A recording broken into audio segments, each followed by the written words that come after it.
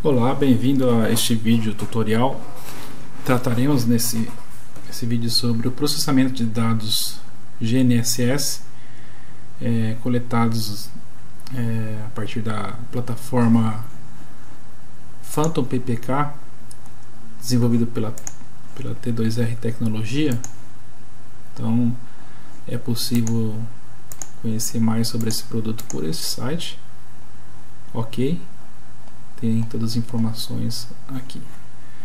Vamos lá. Primeiramente, uma breve descrição do que é o PPK.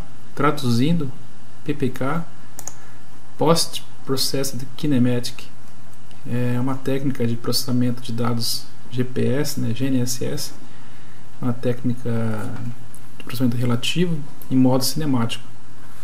Então, deixa eu abrir uma figura aqui para você ter uma noção, Então, ao contrário do RTK, o RTK significa Real Time Kinematic, a solução é feita em tempo real no RTK. A gente está trabalhando em pós-processado. PP é pós-processed, então os dados serão pós-processados. Ou seja, não é necessário que ocorra esse link entre o drone e a base. Lembrando que nos dois casos, tanto o RTK quanto o PPK, é necessário a base com coordenadas conhecidas, Então, no caso do PPK, onde não existe esse link, essa comunicação que acontece em tempo real, os dados são gravados na base e no rover para que posteriormente esses dados sejam processados. Então é feita a descarga dos dados do receptor do drone, e da base, e esse processamento é feito com software específico fornecido pela biblioteca de software chamada RTKlib. É uma biblioteca gratuita e é desenvolvida pela comunidade de pesquisa, pela comunidade científica, Então você pode usar gratuitamente nos seus processamentos de dados GNSS. Ok, uma breve introdução sobre. Aí pode perceber que aqui é mais detalhado como funciona, ou seja, a base e o drone, eles precisam sintonizar os mesmos satélites, Então, com essa metodologia de processamento, você consegue eliminar bastante erros correlacionados aqui, E no caso de receptores GNSS de simples frequência, você está limitado a uma distância de linha de base, que a linha de base é essa distância entre os dois receptores. Essa distância você fica limitado a 10 km, já que você não tem a outra frequência dos receptores L1 e L2 de dupla frequência. Ok, vamos passar para algo mais prático. Já está feita uma breve introdução. Precisaremos do RTKlib, claro. Então vamos abrir o Google aqui. RTKlib, eu recomendo uma versão lib desse site aqui, RTKlib Explorer, que é um site muito interessante, é um blog, na verdade, com várias informações técnicas e que são bem interessantes para quem trabalha com esse tipo de sistemas de receptores. Ok? Então, acessa aqui o site RTKlib Explorer, só digitar no Google ele já vai indexar esse primeiro aqui. Vamos em recursos e procurar pelo aqui.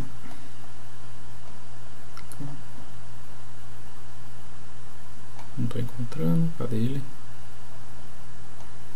Aqui, My RTKlib Executables. Ok? Então a gente quer esse cara aqui. baixar essa última versão, Demo 5 B31, download para Windows, né? Nos casos só temos versão para Windows, mas se você usa Mac ou usa deixa eu salvar aqui na pasta. Ok, então vou salvar, vou instalar no C2 ponto. Esse programa ele não precisa de dependências para funcionar, ok? Mas eu vou instalar no meu C2 ponto aqui para motivo de organização mesmo. rtklib, só rtklib, ok? Salvo aqui dentro. Vou lá na pasta. A internet está um pouquinho lenta hoje aqui. Descompacto os arquivos já dentro da pasta c2.rtklib, ok.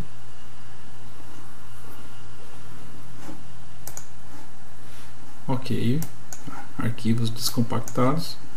Então agora temos vários arquivos aqui diferentes, mas o que importa pra gente são os arquivos, lógico, todos importam, mas vamos começar com o rtkconv e o rtkpost. No caso eu estou usando um Windows 64 bits, eu uso essa versão que ela tem suporte de memória expandido, né? Ela se beneficia da capacidade do Windows alocar mais memória, né? Na versão 64 bits, ok? Então eu vou criar um link aqui, um atalho.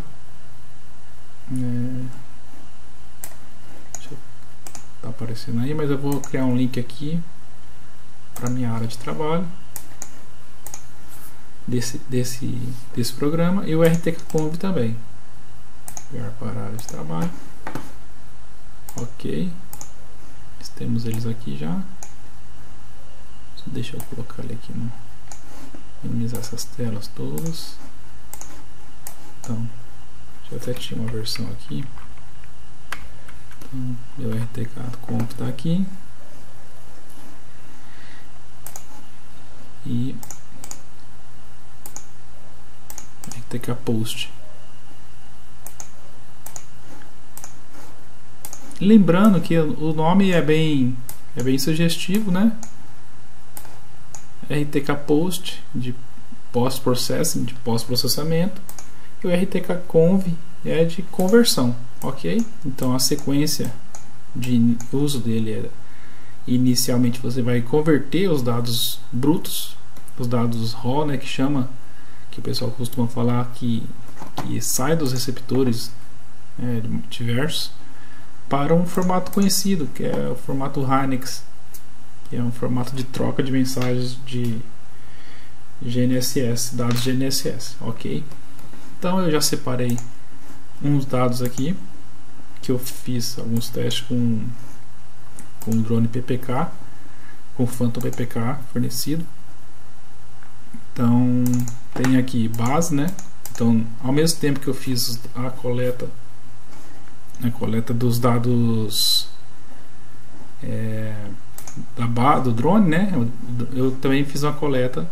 Eu deixei a base coletando no mês, um pouco antes até. Então, quando você vai usar o tipo de levantamento relativo cinemático ou estático, tanto faz, é necessário que você tenha uma base coletando e outro receptor se movimentando. No caso, o receptor está embarcado dentro do drone e aqui o receptor está estático, ok? Então eu preciso ter essa configuração mínima, ou então usar uma base de uma rede ativa, né? No caso do Brasil, a gente tem a RBMC, que é uma rede ativa que você pode baixar os dados para fazer esse processamento relativo. Existem outras redes também, mas que não são públicas, né, no Brasil. Aí você pode consultar na internet quem disponibiliza esse tipo de serviço. Mas no caso eu já previa esse levantamento, então eu deixei a base coletando, tá? E aqui os dados do GPS embarcado dentro do drone. o termo usado normalmente, hover, tem a ver com um GPS que se move, ok? Então você pode ter um rover embarcado num drone, você pode ter um rover embarcado em um carro, você pode ter um rover embarcado numa aeronave tripulada, normalmente, não existe problema. Então é um termo usado, tá? Então esse é o cara que se move, o receptor que está se movendo. E aqui é o receptor da base. Bom, primeiramente a gente vai olhar aqui. Esse dado ele está em formato UBX, que é da fabricante uBlocks. É um dado bruto. Se você abrir ele para edição, um editor de notas de texto, você vai perceber que é um arquivo que você não consegue ler. É um arquivo binário. Ok? Olha aí, você não consegue entender nada. É linguagem de máquina. Então isso aqui precisa ser convertido para um formato que alguém entenda. O computador entende vários formatos, é claro, mas a gente usa um formato chamado Hynix, que é Receiver Independent. Deixa eu agora esquecer aqui. Hynix. Tem a definição. O que é o... Bom, então esse é o significado de Hynix. Então ele é um formato de arquivo genérico que os programas usam para conversar, vamos dizer, para ser compatível a um mesmo programa de processamento, abrir um dado de do receptor Topcon, ou do receptor Novatel, ou do receptor uBlocks, que é o nosso caso, entendeu?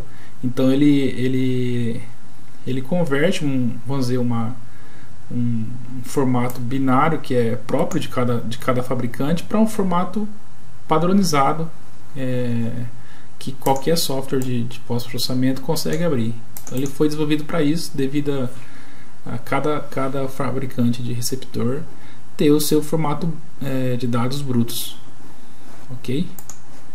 Então esse caso aqui, esse arquivo da base está em formato bruto. Eu preciso converter ele para o Hynix. Se você for aqui também o hover, ele também está ele está compactado. Então eu vou descompactar aqui e após a descompactação ele vai fornecer um arquivo UBX, ou seja, os dois estão em formato UBX. Bom, primeiro passo e abrir o programa que chama RTKconf, 2 cliques, é apresentado esse diálogo sem muita informação, né, onde quem está acostumado a esse monte de campo aqui, mas basicamente temos que carregar aqui o arquivo de extensão binária, né, o BX. Vamos começar pela base, tanto faz a ordem, tá? Mas pegar o endereço da base aqui, ó, diretório, abrir aqui, eu vim nesse botãozinho aqui, ó, e ele chamou esse diálogo de encontrar o arquivo. Ok, apontei para o meu ponto UBX, tá? Você pode mudar o diretório de saída, né? Mas normalmente eu recomendo deixar no mesmo local onde está o arquivo bruto, tá? Então ele sugere vários nomes aqui. E se você precisa converter dados de outro receptor que não seja da uBlocks, por exemplo, ele suporta todos esses formatos aqui, ó. Ok? Então, para quem usa por exemplo, receptor da Topcon, é o mesmo da Java. Então você pode converter os .tps que vem lá na Java ou no Topcon por aqui. Você converte por aqui para Hynix. Então você escolhe. Mas no nosso caso, a gente sabe que o receptor que coletou esses dados é da uBlocks. Então selecionamos o formato uBlocks. Eu não quero mudar o diretório, tá? Ok. Em Options, clicamos aqui. No caso do RTKlib, ele aceita as versões mais recentes do Hynix. Deixaremos em 3.03.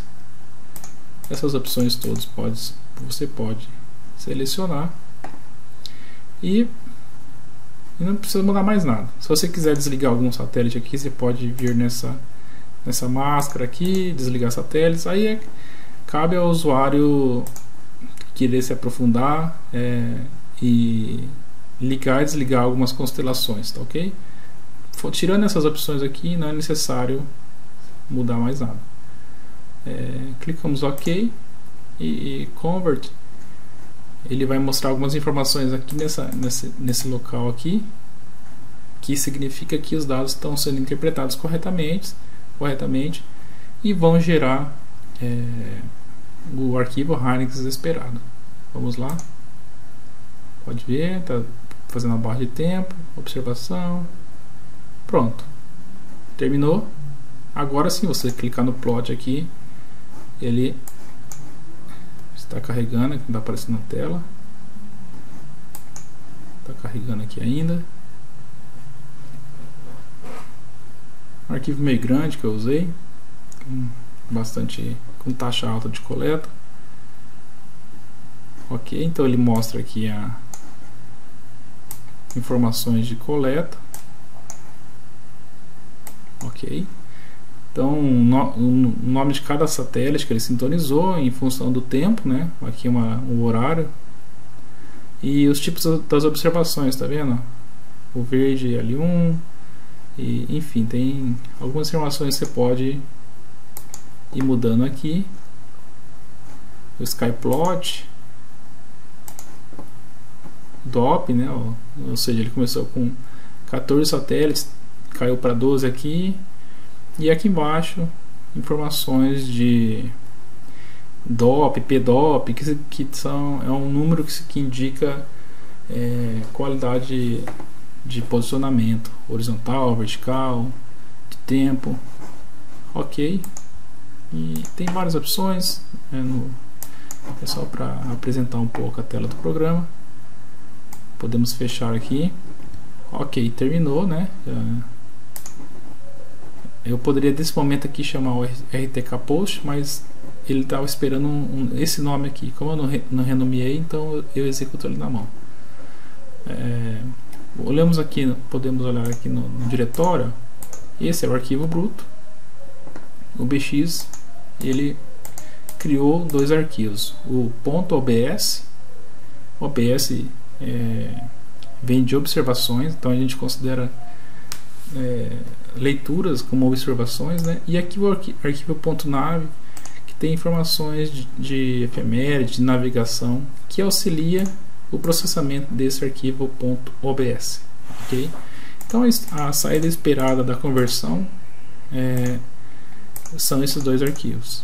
Se você editar esse arquivo aqui no editor de texto, aí você vai perceber que agora você consegue interpretar informações numéricas, né? Apesar de para a gente também não ser muito relevante, né? A gente sabe que tem informações aqui de pseudodistância e tal, mas assim, é um arquivo legível por pessoas ou para algum programador que quiser ler esses dados aqui. Facilmente você consegue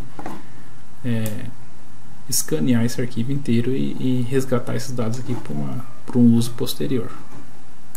A mesma coisa do arquivo nav. Veja que ele tem um conteúdo ASCII, né? Conteúdo de texto. Não é mais aquele formato binário que a gente não consegue entender. Ok, podemos fechar, minimizar a tela. Então eu converti a base. Agora eu vou fazer a mesma coisa para o rover. Eu seleciono o arquivo UBX. Já está aqui o blocks. Eu já tinha selecionado as opções anteriormente, então elas continuam.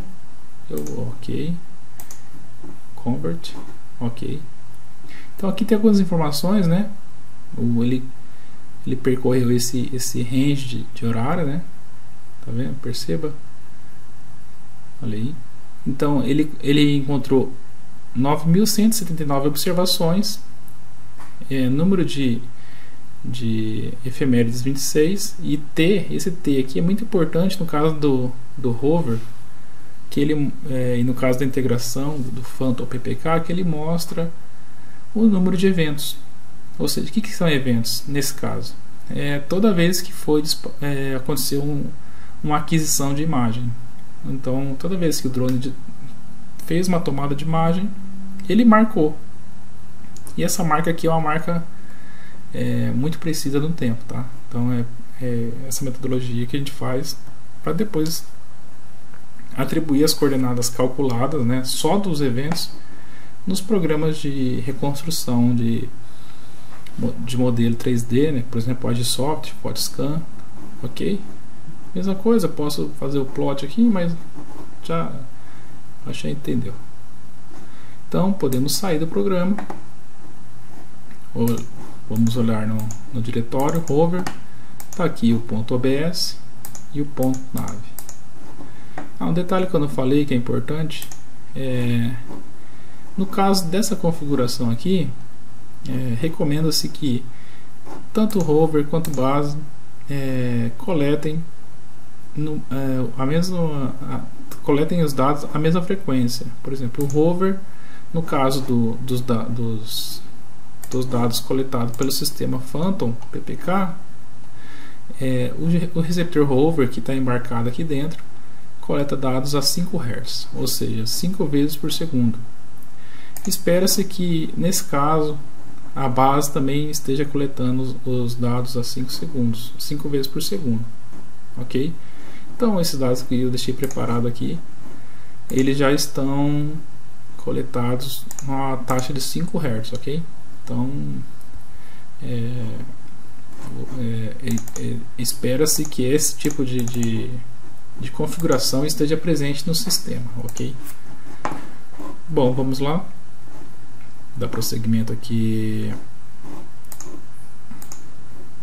Agora, próximo programa a gente terminou de converter os arquivos, né? Converteu todos os arquivos brutos para Hynix, que é um formato conhecido pelos programas de processamento, inclusive pelo RTKlib.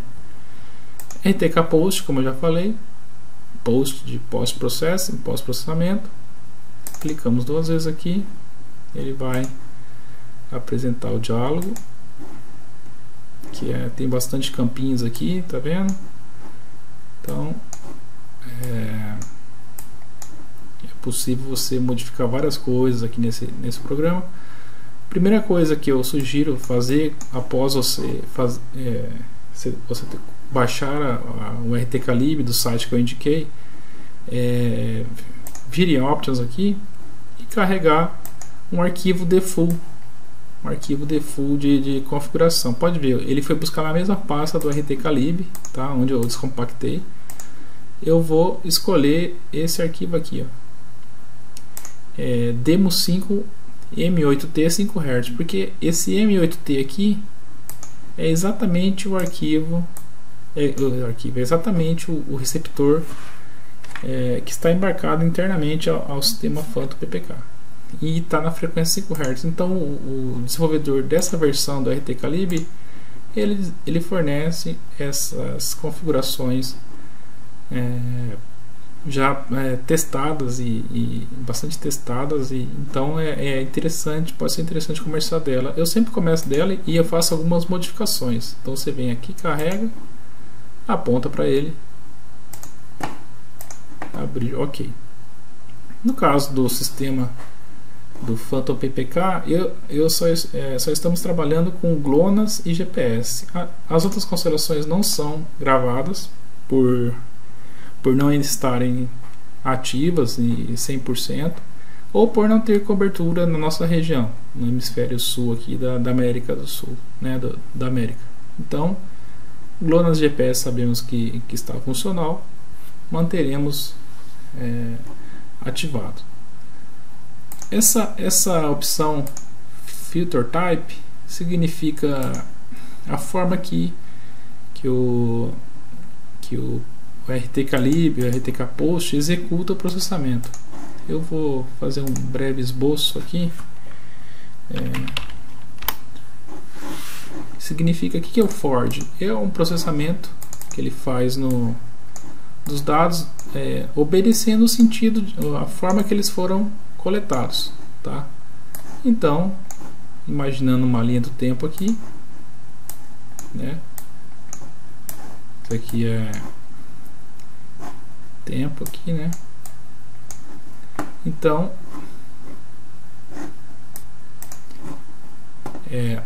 imaginando aqui, isso aqui significa uma linha de coleta, né? Vou mudar a cor aqui. A linha de coleta, os dados foram sendo coletados, não importa, né? Então, aqui é o início, onde ele começou a ser coletado. Deixa eu apagar aqui, né? Ou seja, o zero, início até o final. Então a gente tem um intervalo de dados que foi coletado, né? Daqui do zero até o instante t aqui, tá? Então o processamento forward é feito do zero para o final. E se você olhar depois, voltar aqui, ó, ele tem o backward. O que é isso? O processamento ele inicia ao contrário. É como se o zero fosse aqui e aqui é o instante t. Então ele processa nesse sentido, ok? E você voltando lá vai ter outra opção que é combined, que o processamento faz com essa opção. Ele executa o processamento para frente, né? Nessa direção, daqui para cá até o final, e depois ele volta processando ao contrário, o backward. E depois ele, para cada instante que ele calculou, ele combina a posição desse instante e calcula uma posição média, ok? Então, pro caso do PPK, né, que é o pós-processado, essa solução é bem interessante porque você pode ter, por exemplo, um gap deixa eu limpar essa tela aqui. Você pode ter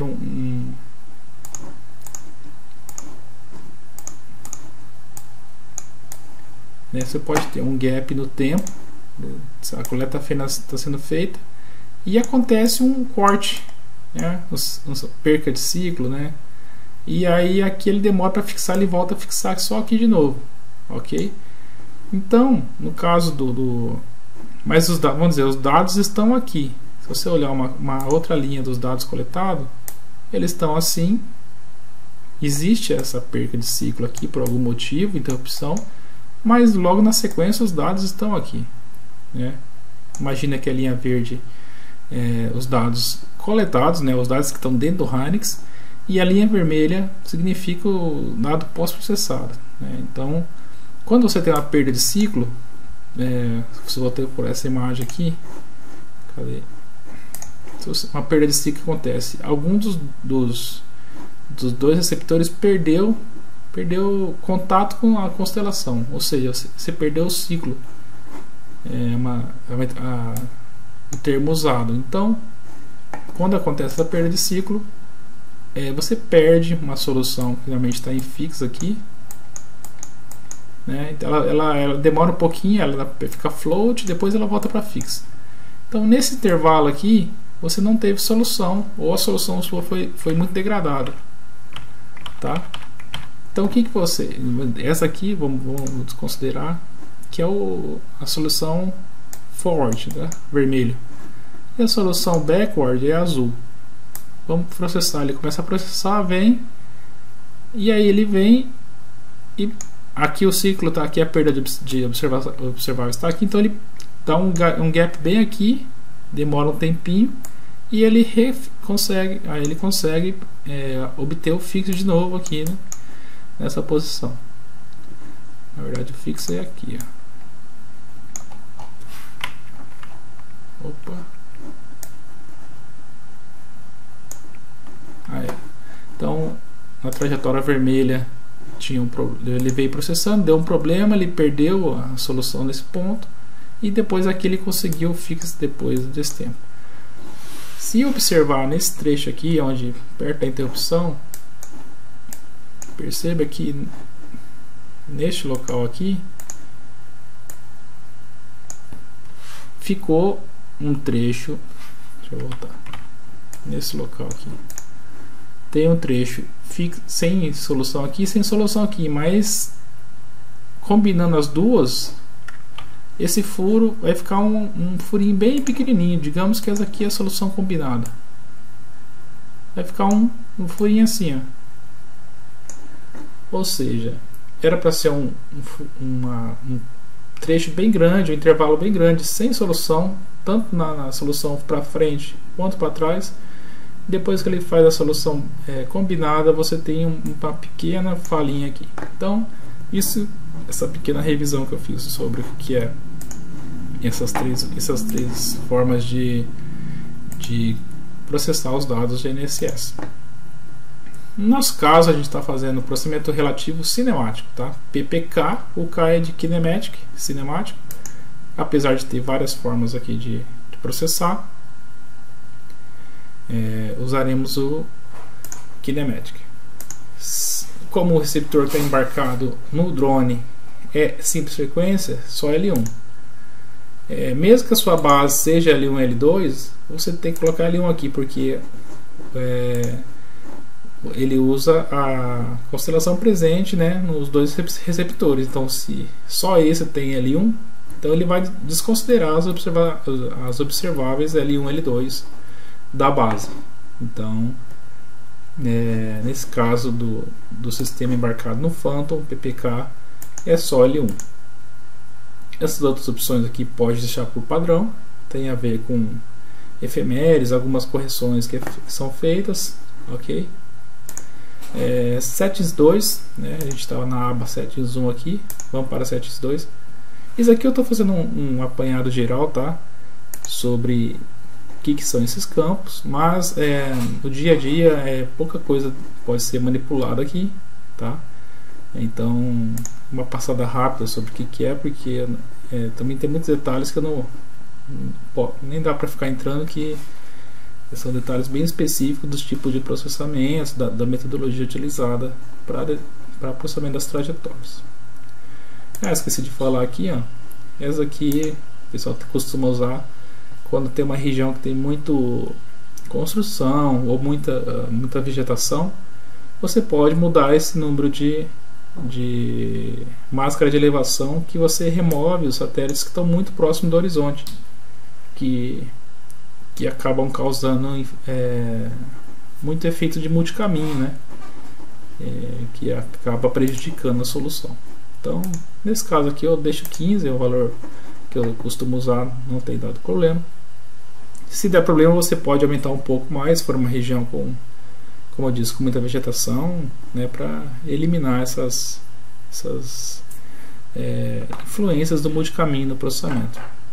Settings 2, ele tem essas opções, tá? Uma opção razoável, aceitável, digamos, é Fix and Hold, ou seja, ele, voltando para aquele desenho, se for uma trajetória digamos, sem problema, vamos imaginar aqui a nossa linha do tempo aqui, né? Se for uma trajetória sem problemas, você vai ter os seus dados, os dados que estão no Harness aqui coletados, e aqui o nosso processamento. Vamos considerar só um processamento para frente, só o forward. Então digamos assim, eu vou fazer essa representação. Vamos falar que o amarelo é o float. Então ele começa a processar, ele primeiro vem na solução float, e aí a partir do momento que ele conseguiu resolver a ambiguidade, que é um termo usado na literatura, né, científica, ele resolveu a ambiguidade, ele fixa, entendeu? Então aqui, nesse ponto aqui, ele muda da solução float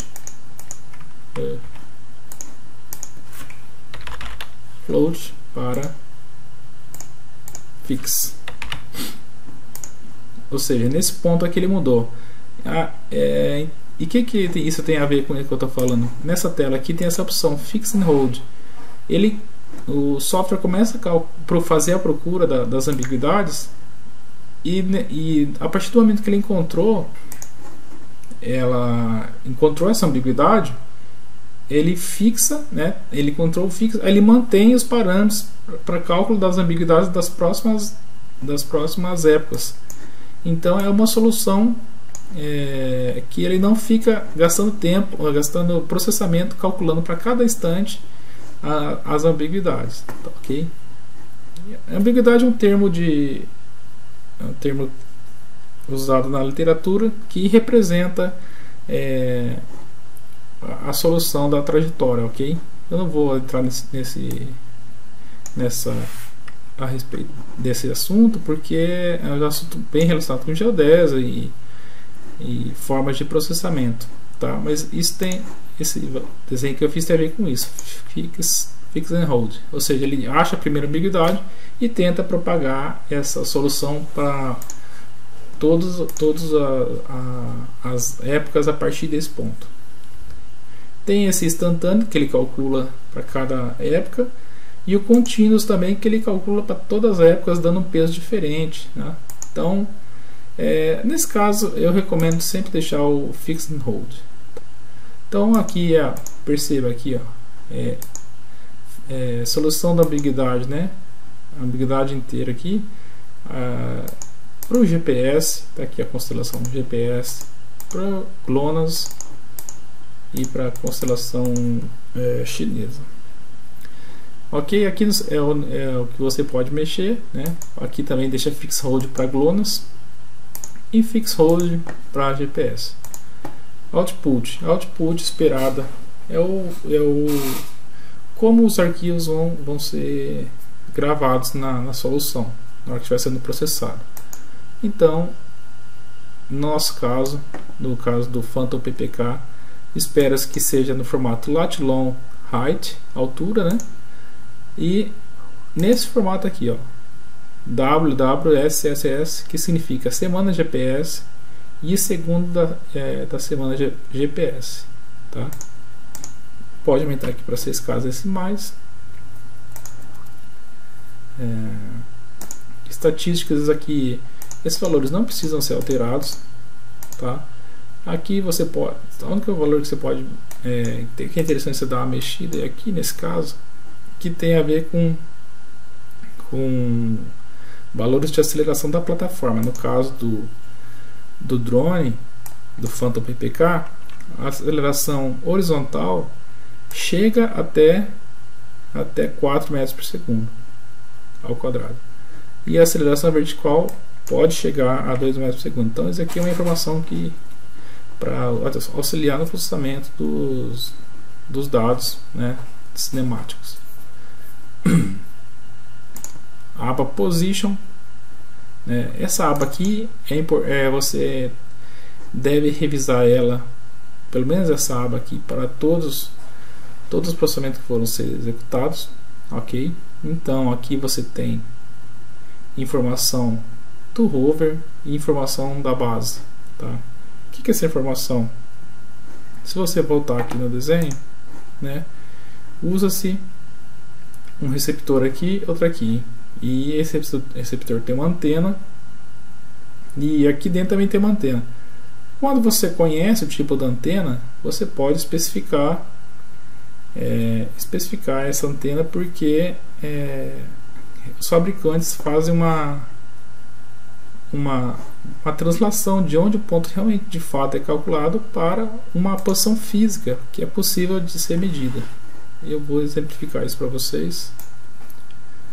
Bom, eu vou mostrar para vocês aqui o que significa, né, porque tem informação da antena. Eu estava comentando essa imagem que na base normalmente tem uma antena instalada. Então, neste caso aqui, por exemplo, eu peguei essa antena da Novatel, né? Ela tem, se você digitar no Google, você consegue ver Novatel 702 GGL. Você vai ver aí uma anteninha desse formato aqui, ok? Então essa empresa, que chama NGS, é um órgão do governo americano, ele faz calibrações de antena de forma rigorosa, tá, ok? Então, se você olhar essa imagem aqui, deixa eu encontrar aquela imagem, tem a antena GPS. Por que isso é importante? Porque o cálculo da posicionamento usado por GPS normalmente não é feito no ponto físico, é um ponto fora da antena, é um sinal de radiofrequência que você não conseguiria medir esse ponto, né, em relação ao ponto físico. Normalmente o pessoal mede aqui ou mede aqui na base da antena. Então, imaginando que os sinais de rádio cheguem, né, e converjam para um ponto da antena em L1, ele vai ser calculado uma posição externa que não é física, mas é constante. Então, esses órgãos eles fazem uma calibração que determina com muita precisão onde esse ponto que não é físico para a gente conseguir medir, ele se posiciona em relação a uma origem, tá? Então, por isso que nessa tela do RTK Post existe essa opção para você selecionar a antena, tá? Então isso é muito importante para qualquer tipo de levantamento usando receptor GNSS, você conhecer todos os detalhes do seu equipamento para que você não cometa erros, tá? Por exemplo, essa antena aqui, ó, né, que é a Novatel, ela tem essa altura daqui até aqui. Então, se você considerar uma altura vertical, né, você usar um bastão lá travado em 2 metros e for fazer o seu cálculo, o seu levantamento, se você não considerar a altura da antena, olha quanto que você vai errar só em Z, né, nessa componente aqui, ó, né? Vou abrir outro arquivo aqui que chama o arquivo ATX dessa mesma antena, ó, só em Z na altura você ia errar 64 milímetros, ou seja, você insere um erro sistemático aqui, um erro grosseiro, de valor crítico até, dependendo do seu levantamento. Isso aqui pode ser maior que o erro permitido no seu levantamento. Então é muito importante você conhecer o equipamento que você está usando para poder não inserir erros que não precisariam existir, entendeu? Então, na verdade, se você colocar uma barra de 2 metros aqui, o cálculo da posição vai estar sendo feito a 2 metros mais 6,4 centímetros para cima, ok? E ele ainda tem informações aqui na casa dos milímetros em relação a uma origem da antena de 3 milímetros, tá? Então, uma breve introdução porque que esses valores são importantes e devem ser observados com cuidado, ok? Minimizar aqui, voltemos ao nosso sistema aqui, o RTK Post. Então eu falei sobre a antena, qual a importância. Se você selecionar essa opção, você ativa essa caixinha, mas pode ver, ela está vazia. Nesse caso, você vem aqui, ó, em Files, Satellite Receiver, ou seja, existe calibração tanto para os transmissores que estão a bordo dos satélites, quanto para os receptores. Então, e esses arquivos vêm junto com a distribuição da RTKlib. Então você abre ele aqui, seleciona esse IGS ATX, tanto para o receptor quanto para os satélites. Ok? Pode ver que aqui, ó, antena PVC Files, ok? E já vamos terminar de configurar aqui, ó, liga essa opção Time Interpolation Base Station, também deixa ela sempre ligada. O comportamento desse programa aqui, toda vez que você edita alguma coisa, principalmente nessa tela que você vai trabalhar, você finaliza o processamento e sai do programa. Quando você voltar, ele vai preencher todos esses campos com a sua última configuração, tá? Por isso que eu falei que é sempre importante, quando você for processar outro levantamento, vir conferir essas informações aqui para garantir que a posição da base, se é realmente aquela que você você considerou no seu processamento, você determinou, porque ela vai influenciar no seu processamento se tiver errada a posição da base, ok? Bom, como eu selecionei em files aqui o arquivo de antena, ele agora abriu aqui, ó. Era para ter aberto, não abriu. Eu tenho que dar ok, desculpa. Quando eu der ok, ele carrega a lista, ok? Então, no caso da minha antena ali, ó, é a Novatel 702 GGL, ok? Se eu estivesse usando uma antena dessa, eu selecionaria aqui, colocaria a altura da antena, né? No caso aqui, só a altura da antena, que é esse último campo, ó, ENU, né? Esse ENU é de East, North e Up, tá? Então, voltando ao nosso Paint aqui, para se falar o que significa esse delta, né? Digamos que essa daqui é a nossa base, né? Ficou legal. Nosso tripé aqui da base, tá? E aqui vai a nossa antena aqui, né? Está lá nosso receptor, tá? E o que significa então esses valores aqui, ó? Esses ENU. O GPS, como eu expliquei, ele vai calcular a posição em algum lugar aqui que não é fisicamente, você não consegue medir ele, porque vai ser provavelmente um lugar virtual, vai ser dando zoom aqui na antena, né? Ele vai estar no lugar aqui em cima, né? Mas isso é sistemático, então ele sempre vai estar nessa distância aqui em relação a um ponto físico. Então, ok, a gente sabe essa altura da antena, ele vai transladar para cá.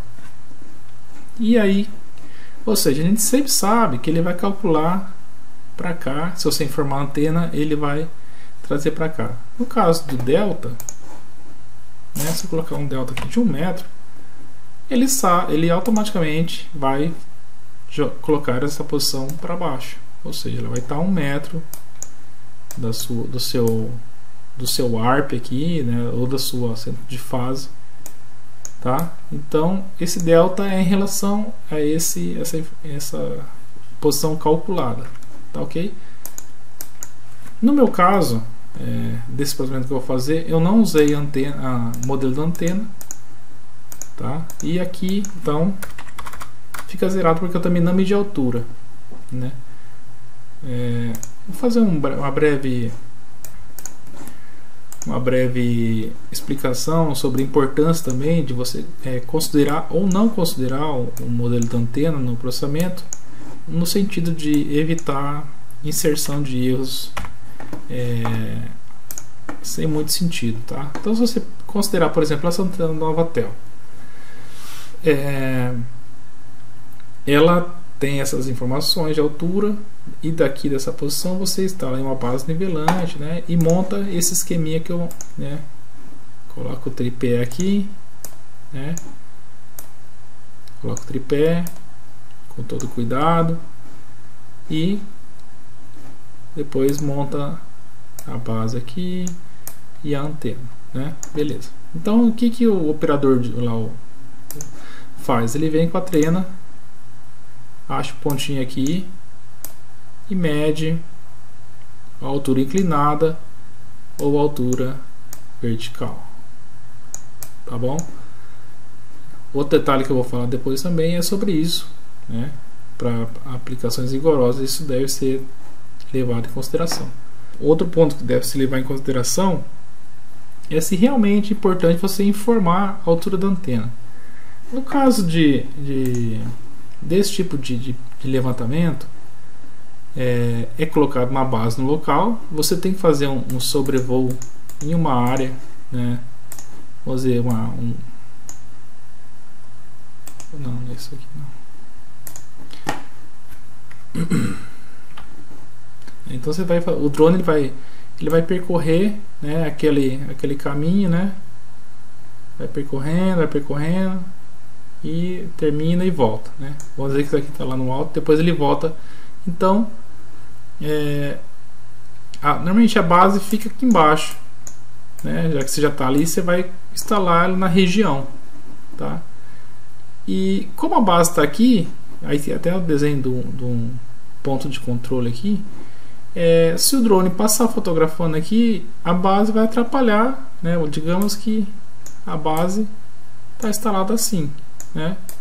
Ou seja, esse equipamento aqui vai atrapalhar você enxergar o que está embaixo, né? Então você não necessita, nesse caso, de você fazer o cálculo, considerar a altura da antena, tá? Porque você não quer determinar o chão, você quer só um ponto de referência para fazer esse posicionamento relativo aqui, entendeu? Não é necessário considerar esse tipo de coisa. Então, se for só para base para fazer o relativo, não precisa. Você pode considerar o seu tipo de antena. Se você for olhar aqui no RTK Post, você pode considerar o tipo de antena, mas você não coloca a altura, porque você quer só uma referência de posição para fazer o cálculo, ok? Então, se você, por exemplo, você mede a altura, toda vez que você coloca uma distância a mais, se você vir aqui e medir essa altura com a trena, opa, não é esse, desculpa, se você medir a altura, essa altura aqui com a trena, tudo bem, pode ser preciosismo, mas você insere um erro na medida, tá? Então, isso aqui vai dar uma posição 10, 10, 10, né? Na hora que você mediu aqui, você errou, vamos dizer que isso aqui tem 1 metro, você errou 1 centímetro, então, ou seja, essa posição aqui já vai estar errada de 1 centímetro, né? Então, você pode minimizar esse erro não informando essa medida manual que você fez, ok? Então, uma coisa para se observar. Outra coisa que é importante, que eu estava falando nesse caso aqui, de altura vertical e altura inclinada, né? Vamos fazer um exagero aqui, bem exagerado. Então aqui está o tripé, né? Vou apagar aqui. Então tem o tripé aqui, né, com uma antena. Digamos que aqui embaixo tem você quer levantar um ponto de apoio aqui, já tá? Eu estou entrando em outro assunto, mas é importante. Um ponto de apoio, e aqui está o seu GPS aqui em cima, tá? Aí bonitinho, tal. Ok, beleza. Então, o que o operador faz? Ele vem aqui no warp aqui, pega a trena, coloca aqui. Deixa eu fazer uma linha reta aqui. Desse ponto aqui que o fabricante indica até lá no piquete ou no centro do alvo, tá? E, ou seja, você tem uma informação inclinada. Eu vou exagerar aqui, tá? É isso aqui, ó. É o que eu quero dizer, essa ideia aqui. Deixa eu mudar de cor.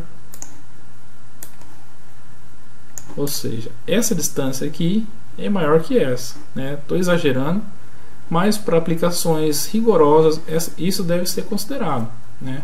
Você deve converter essa medida aqui inclinada para uma medida vertical, porque você vai inserir o erro aí de alguns centímetros na altura, né? Então, e a altura é bem importante em projetos de aerolevantamento.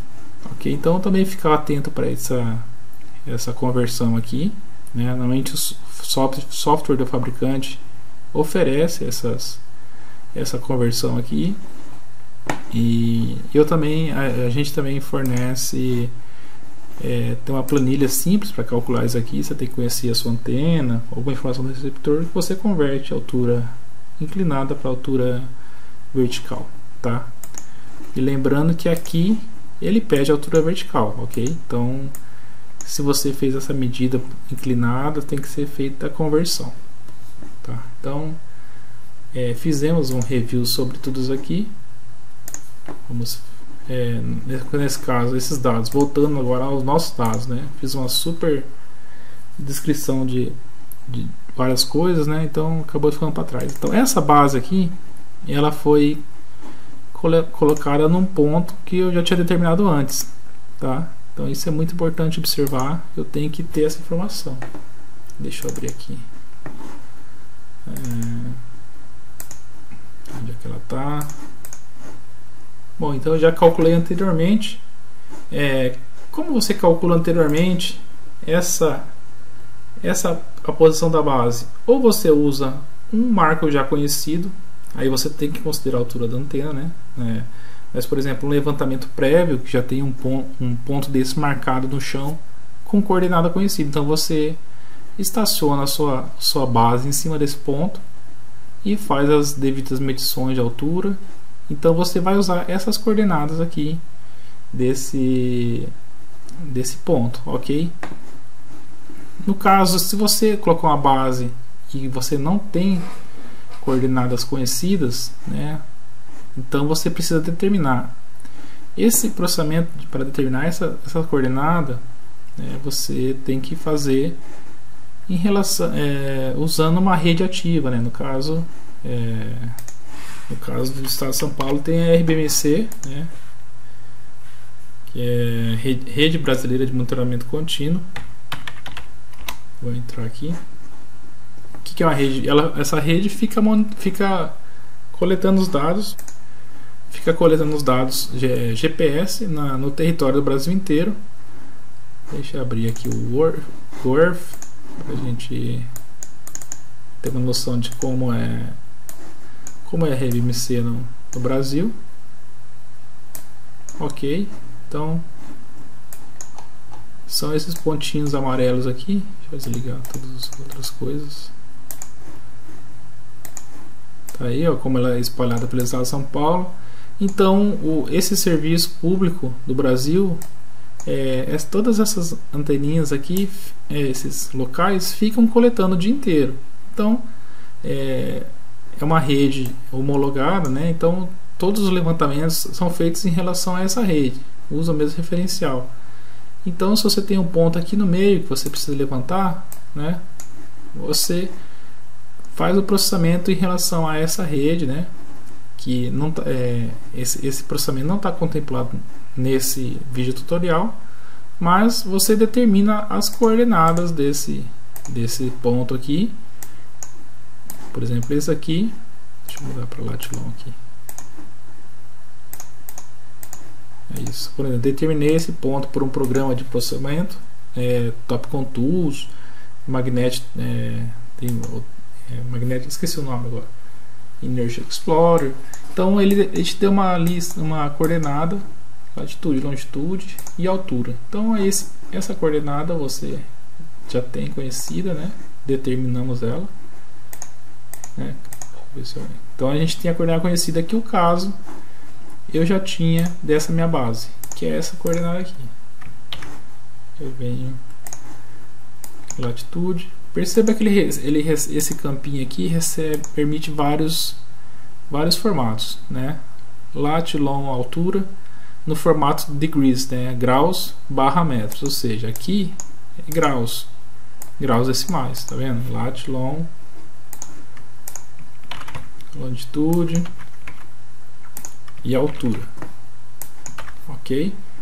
E tem outro formato, lat, long, altura, mas em graus, minutos, segundos. Se você clicar aqui, automaticamente ele converte para grau, minuto, segundo, tá? Por exemplo, os dados da RBMC são fornecidos em graus, minuto, segundo. É só uma representação.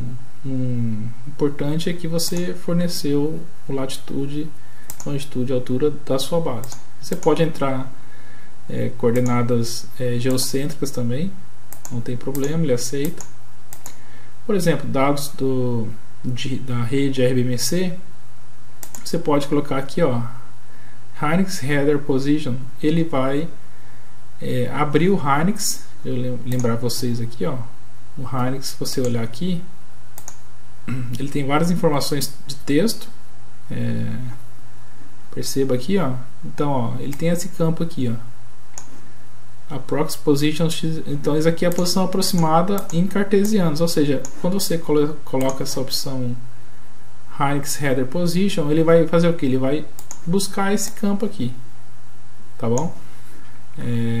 E provavelmente ele vai conseguir buscar a antena também, porque aqui no Heinz ele fala, ó, tem essas outras duas linhas, ó, antena delta, e aqui não está preenchido, mas tem antena receptor, tipo do receptor e tipo da antena, tá, ok? Quando é uma rede bem controlada, esses campos vêm todos preenchidos justamente para facilitar a vida do usuário, mas não é o nosso caso. A gente foi para campo e levantou, ele não grava essas informações, então a gente tem que informar. Então eu vou voltar aqui, conferir se está tudo certo. Tá ok, beleza, é isso aí. Então essa aba aqui é muito importante a gente ter sempre a ideia de ter que voltar nela para verificar para cada levantamento. Tudo checado, tudo configurado. Aplicamos ok.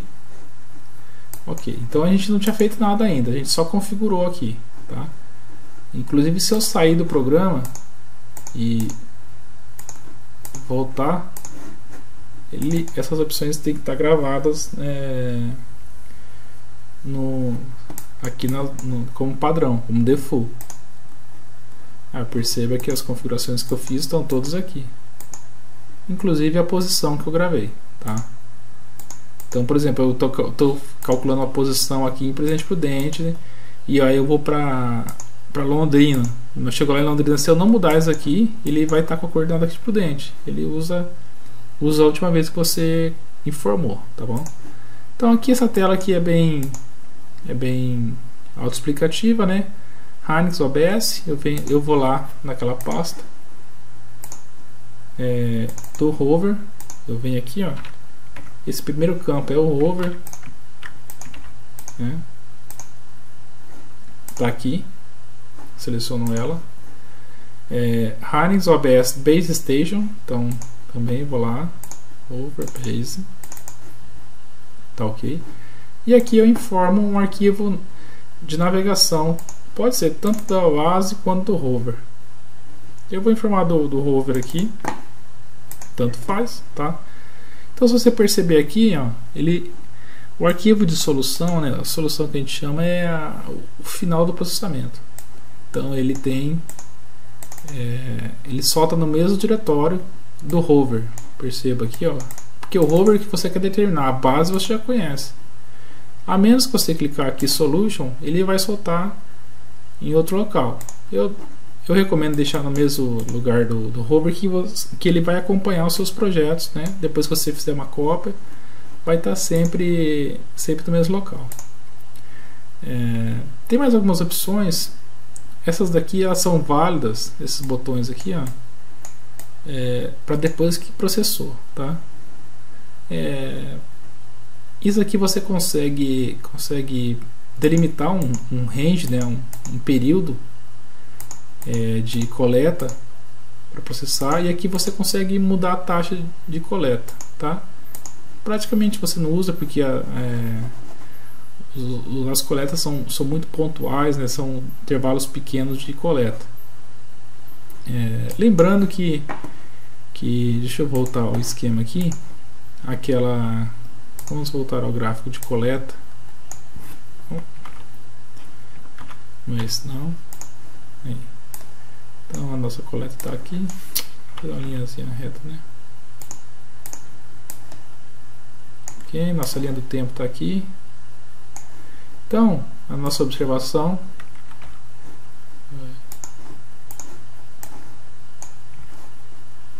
difícil.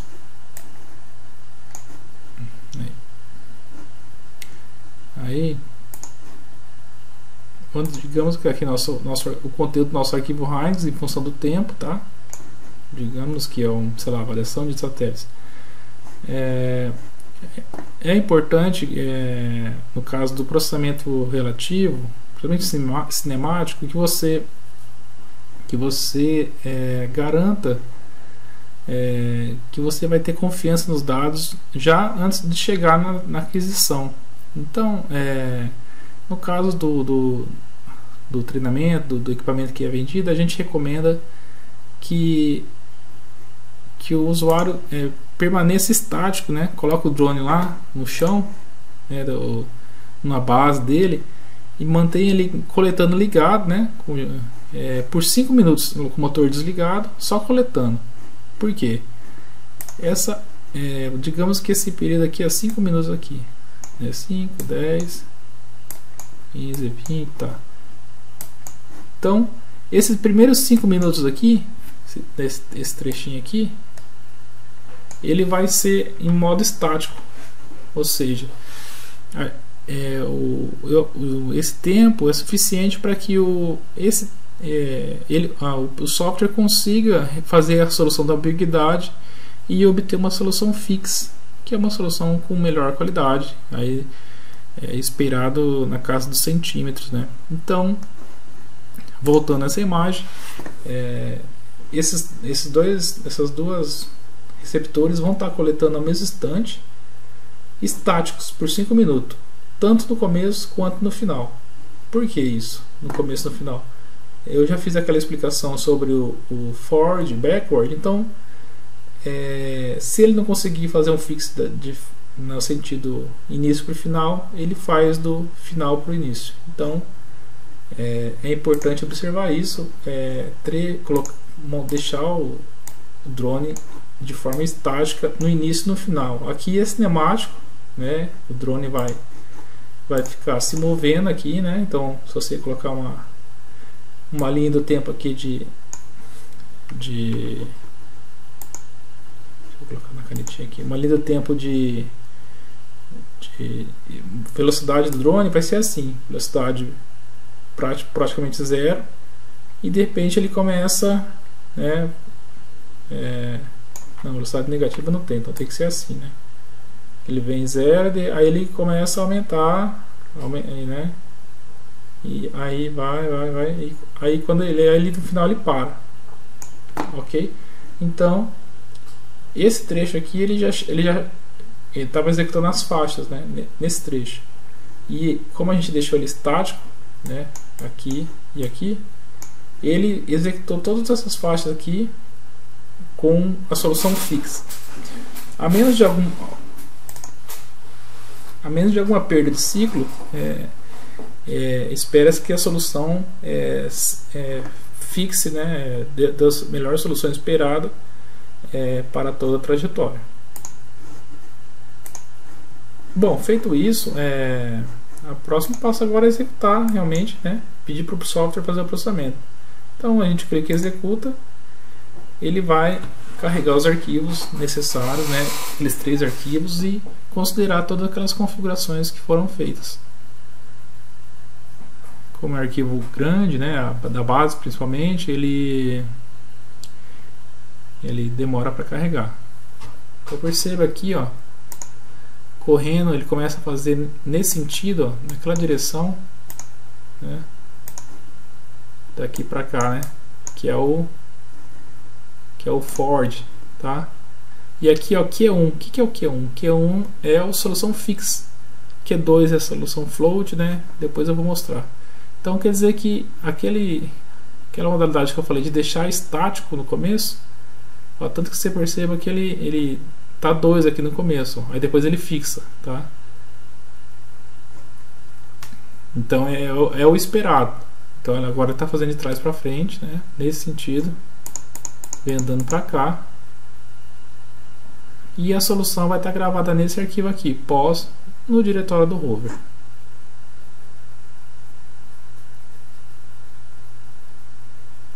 Vou esperar terminar.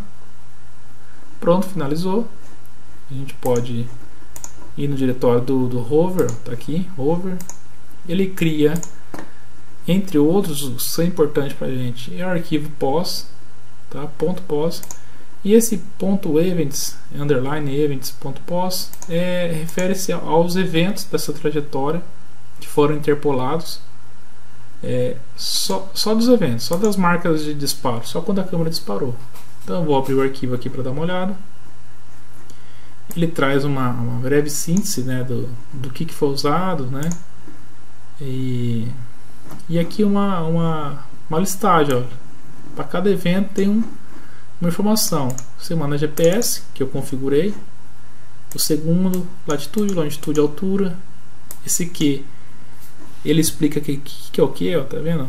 Q1 fix, float, S-base, single. Então, nesse tipo de processamento a gente vai ficar variando entre float e fix, tá?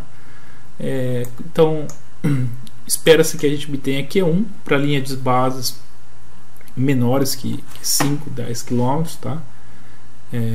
Número de satélite influencia também. Se tiver pouco satélite, a solução não fica legal. E aqui os desvios padrões nas componentes norte, east e up, ok? Mais algumas informações de covariância aqui.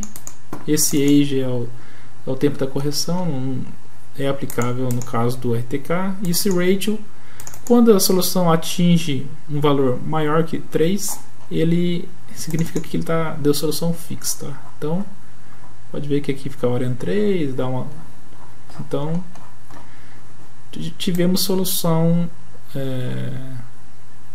uma solução, pode ver que aqui ficou uma solução 2 para, não ficou legal, tá bom. Vamos abrir voltar lá na tela dele, do RTK Post, mandar plotar. Vamos ver o que vai acontecer. Ó, nesse caso aqui não ficou legal, tá? Assim, deu algum problema no processamento, apesar de ele ter feito 1 e 2 lá, não ficou legal. Então vamos refazer alterando alguns valores. Eu vou mudar aqui, por exemplo,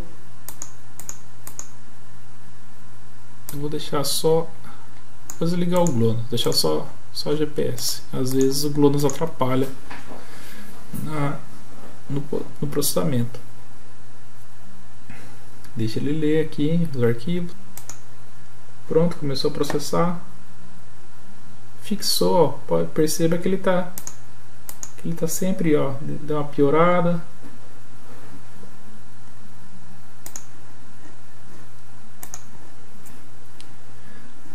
Bom, eu refiz o processamento.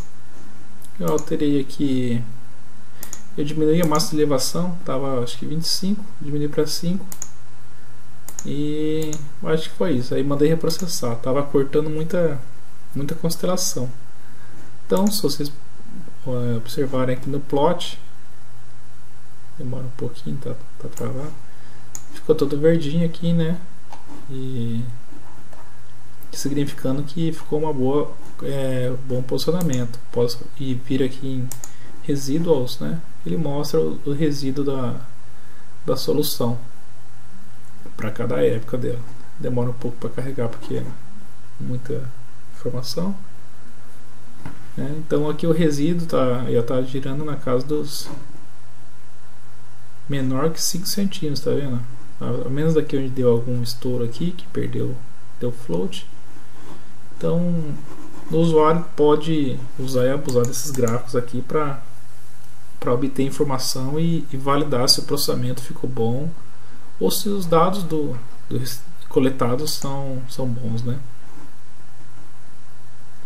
Velocidade, tá vendo? Então olha aquele gráfico que eu falei aqui, ó. Nesse trecho aqui, né, tá estático, né? Aqui tá estático, né? Perceba.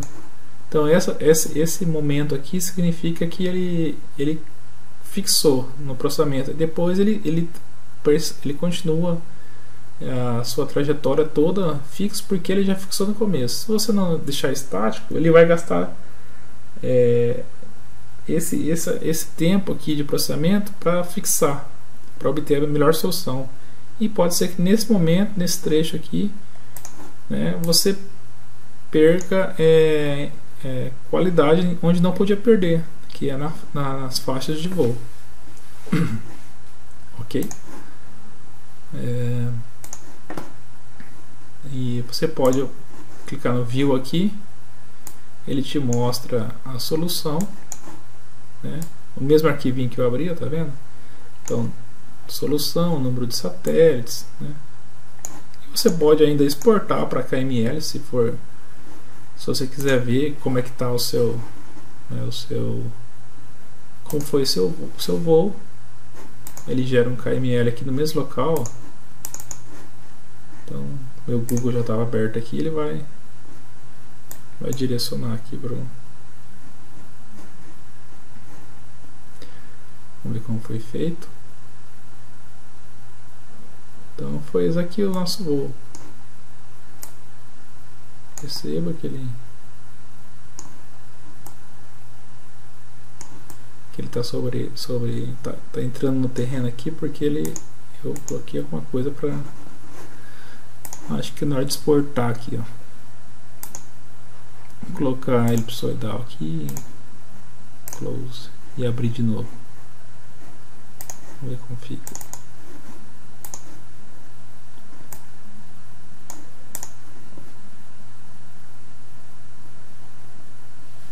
Um pouquinho demorado porque é pesado. Aí, agora ficou mais esperado aqui, hein? Então aqui serve uma ferramenta gráfica, né, para você analisar, exportar, fazer controle, tá? Tem essa opção também. Então nesse momento a gente finaliza o processamento dos dados. Quando ele gera esse arquivo POS, que vai ser usado no programa de match, e esse arquivo events, que no caso a gente não utiliza, o nosso events é calculado depois, mas então é importante o operador, o usuário, fazer uma avaliação se os dados foram bem processados, porque isso impacta diretamente na solução. Ok? É isso. Por enquanto, um vídeo aqui explicando o processamento PPK aqui da T2R Tecnologia, tá? Maior dúvida você pode consultar nesse site aqui, Phantom PPK, a T2R Tecnologia. Temos aqui o site RTK Explorer, tá? E é isso. Obrigado.